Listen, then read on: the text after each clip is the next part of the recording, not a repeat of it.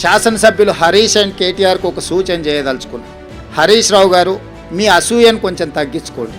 కేటీఆర్, నీ అహంకారాన్ని కొద్దిగా తగ్గించుకో. మీ వయసు నాకంటే తక్కువే. ఇంకా చాలా రోజులు మనం రాజకీయాలలో కొనసాగాల్సిన అవసరం ఉన్నది. అధికారం అనేది ఎవరికీ శాశ్వతం కాదు. అధికారం అనేది వారసత్వ సంపద కాదు.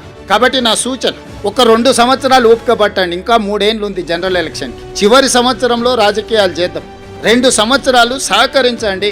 ప్రతిపక్షంగా మీరు సూచన చేయండి, సమస్యల్ని లేవనెత్తండి, ప్రభుత్వానికి విజ్ఞప్తి చేయండి, అవసరం అనుకుంటే నిరసన తెలపండి, ధర్నా చేయండి. ప్రజా సమస్యల మీద మాకు అభ్యంతరం లేదు, మేము అనుమతులు ఇస్తున్నాము. చట్టసభలలో చర్చలు చేయండి.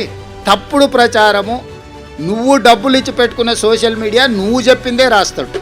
నువ్వు చెప్పిందే రాసి నువ్వే చదివిది నిజం అనుకొని భ్రమలకు లోనై ఫేక్ ప్రతిదీ. నవీన్ యాదవ్ ఇట్లా మాట్లాడిండు, లేకపోతే బట్టి విక్రమార్క గారు ఆ విధంగా అన్నాడు. అంటే ఫేక్ న్యూస్ నువ్వే క్రియేట్ చేసి ఆ ఫేక్ న్యూస్ నువ్వే నమ్మి దయచేసి మీ విశ్వసనీయత పోగొట్టుకోకండి. విధానము ఇది తెలంగాణ రాష్ట్రానికి మంచిది కాదు.